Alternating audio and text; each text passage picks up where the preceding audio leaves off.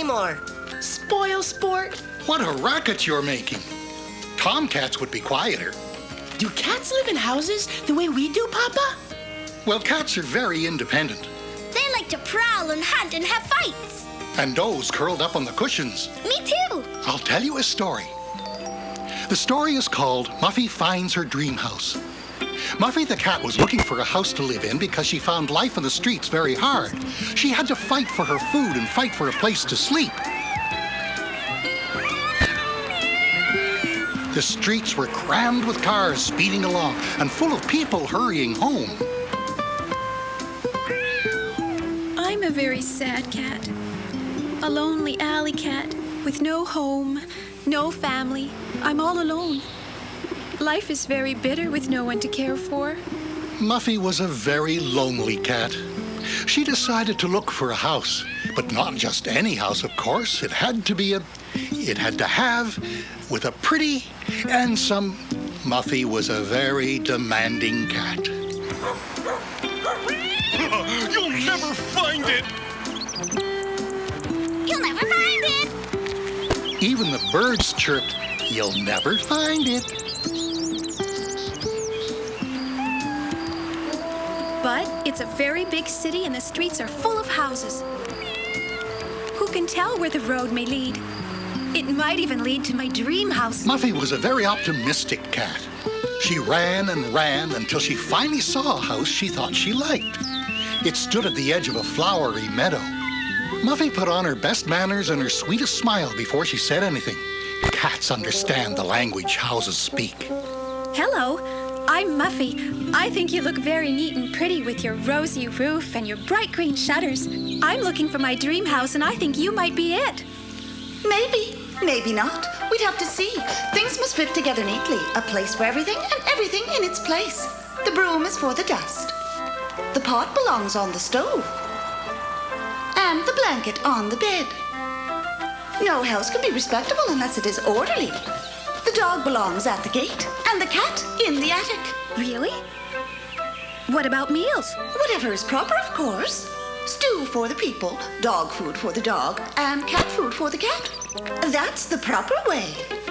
Oh, I don't think this will work out. Well, goodbye. Muffy ran away. The house was much too prim for her. She was a very whimsical cat. She ran and ran. Suddenly, she came upon a row of flat, dismal walls. They were so high, they hid the sky. Muffy was so frightened, her hair stood on end. Oh my, what horrible buildings. They're so tall and riddled with holes. I wonder what they are. They look like prisons. Bothersome cat! Shouted 1,000 angry voices. Scat! Vamoose! No animals are allowed in the buildings! Muffy didn't argue. She ran. She was a somewhat cowardly cat. She ran and ran. She traveled for many days.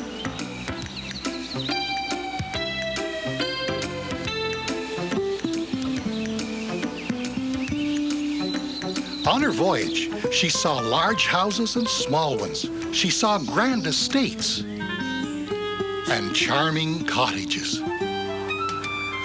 She saw houses with domed roofs and flat roofs and pointed roofs. She even saw a house that floated on the water, a houseboat. But she didn't find her dream house.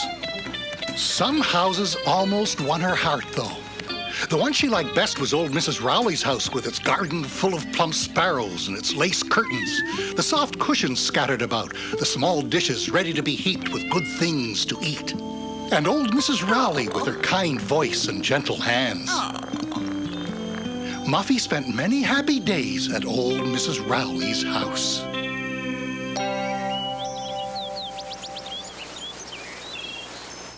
Muffy's a fine kitty cat. I think she was hard to please. Finding a house isn't easy, you know. It must be a hard life for a little kitten. Alone on the street? Always having to fight. With her claws. And her teeth. It's better if you have a home, whether you're a little cat or a little beaver. I'm glad we have our house. And beds and tables and cupboards and flowers. What else do you need in a house? Toys and games. And what else? I know, books. There's one other thing. People who love us. And tell us stories. Yes. Do you want me to tell you a story? Yeah. This story is called The Tale of the Contented Cat. Muffy the cat spent many happy days at Mrs. Rowley's. The only trouble was she wasn't the only cat. There was Ling Ling the Siamese, and Marmalade, who had been fished out of the river, and Zorro, who was very strong and liked to fight. He ruled the roost. Then there were the goldfish, Fred and Ginger, and Plush the dog. Mrs. Rowley certainly loved animals. Oh, I'll be on my way. Muffy was a jealous cat.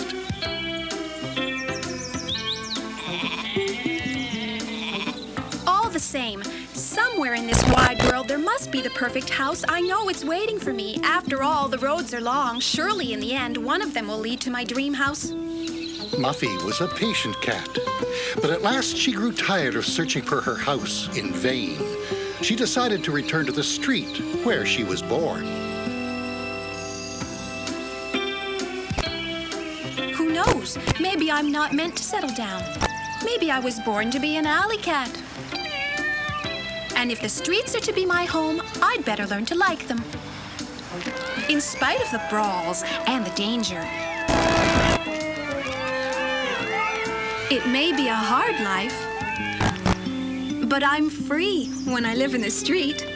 Muffy was a philosophical cat. She lay down and went to sleep on an old wall warmed by the sun. Alan and Kay were on their way home from school. He was dressed all in blue and she wore a pink dress. They noticed Muffy asleep on the wall. Oh, poor thing. See how thin she is? I think she must be a stray. Look, her fur's all dirty. She has no one to take care of her. I know. Alan, do you think we could take her home with us? I've always wanted to have a cat. I think she'd be happy with us. Good idea, but we can't just grab her, you know. We have to make friends with her first. They started to call Muffy very gently so as not to frighten her. She opened one eye. I must be dreaming. Who wants to take me home? Muffy didn't like children very much because they often teased her. Those two look all right, though. They keep meowing like a bunch of kittens. Maybe they want to make friends. Hello. Here, pretty puss. Poor kitty with no home. We'll feed you and take good care of you. We'll brush your fur and play with you every day after school. Please be our cat. Muffy let the gentle words flow over her. He's a nice boy. She looks nice, too. Maybe I should adopt them. I might not find anyone else as nice. Muffy smiled and her whiskers twitched. But then, if I decide to go, I won't be free anymore. Pretty puss. Here, Puss, come with us. All right, you two. I just hope I won't be sorry. Muffy rubbed herself contentedly against the children's legs and found herself purring loudly.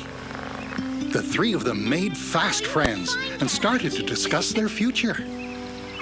We'll have to house train you right away. Mother wants the house clean and tidy. She's right, too. I'll learn fast. We can't feed you cream every day. We can't afford it. I know. You have milk, don't you? That's all I require. We might have a problem, though. How do you think she'll get along with the dog? And with our white dove with the broken wing. The more the merrier. I promise, I won't be any trouble. We could ask for a cardboard box at the grocery store to make her a bed. Oh, yes. A box? Of my very own? Why, that's every cat's dream. Our house is pretty small, and there's no garden or anything. When you see it, you may decide not to stay with us. Why would I do a silly thing like that? It's my dream house. Muffy was a lovely cat. She was a demanding cat. She was a cowardly cat. She was a whimsical cat. She was a jealous cat. She was a philosophical cat. She was an optimistic cat. And now she was a contented cat. And so the wildcat settled down at last. I think Muffy stayed a little bit wild. Sometimes she fights. And munches mice. Stop it. And she goes back to the streets. Just to pay a visit, right? Yes, just to pay a visit. That's sweet. Do you think she's happy now? She's a contented cat. Very contented. All right, let's go. That's what answer. Where are you three going? To look for a contented cat.